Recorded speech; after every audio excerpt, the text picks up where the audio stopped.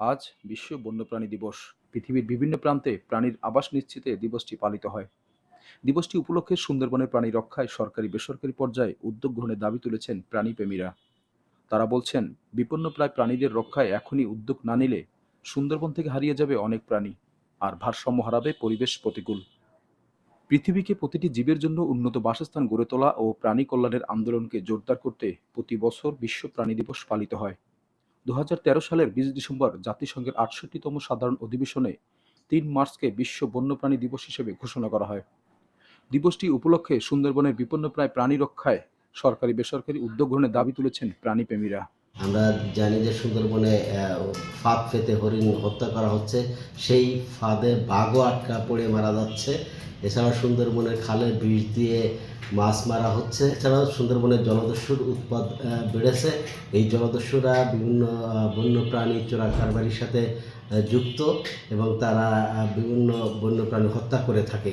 কাজেই যে বন্যপ্রাণী যে অপরাধী তাদেরকে গ্রেপ্তার করতে হবে এবং সুন্দরবনে বন্যপ্রাণী হত্যা আর বন্ধে সরকারের আইনশৃঙ্খলা বাহিনীকে জিরো টলারেন্স নীতি গ্রহণ করতে হবে।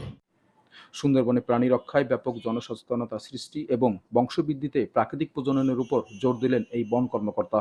মানুষকে পৃথিবীতে বাইচে যদি থাকা হয় তাহলে এমন বন্যপ্রাণী দরকার, বন্যপ্রাণীর জন্য উদ্ভিদ সংরক্ষণ করা দরকার। অনেক বন্যপ্রাণী আছে, যেমন শকুন ছিল, শকুনগুলো কিন্তু বিলুপ্ত হয়ে যাচ্ছে এবং আমাদের সুন্দরবনে একসময় প্রচুর কুমির ছিল, এখন অনেকটা কমে যাচ্ছে। এই বন্যপ্রাণী দিবসের মুখ্য উদ্দেশ্য হচ্ছে যে আমাদের সুন্দরবন এলাকার ক্ষেত্রে বিশেষ গুরুত্বপূর্ণ, কারণ সুন্দরবনে অনেক জীবন এবং বৈচিত্র্য ছিল, সেগুলো অনেকটা কমে যাচ্ছে। আরও অনেক প্রাণী যেগুলো বিলুপ্ত হয়ে গেছে, তেমনিভাবে অনেক গাছও বিলুপ্ত হয়ে যাচ্ছে। এর যে কারণ দুটো কারণে হয়, একটা হচ্ছে প্রাকৃতিকভাবে আর একটা হচ্ছে মানুষের দ্বারা। এই হোক আর কাল হোক, পরিবেশের জন্য আমরা অনেক কষ্ট ভোগ করতে হবে। সুতরাং এই যে দিবসের মুখ্য উদ্দেশ্য হচ্ছে এই বিষয় নিয়ে আলোচনা করা, একে সচেতন করা, আমাদের ভিতরে যে সচেতন জাগ্রত করা, যেন হ্যাঁ এগুলো আমরা সংরক্ষণ করতে হবে এবং বন এবং বন্যপ্রাণীর ক্ষতি হয় এমন কোনো কাজ যেন আমরা না করি। এদিকে জলবায়ু পরিবর্তনের প্রভাব আর সুন্দরবনের নদী খালে বিষ দিয়ে মাছ এবং বন্যপ্রাণী শিকারের ফলে ইকোসিস্টেম ব্যাঘাত ঘটছে।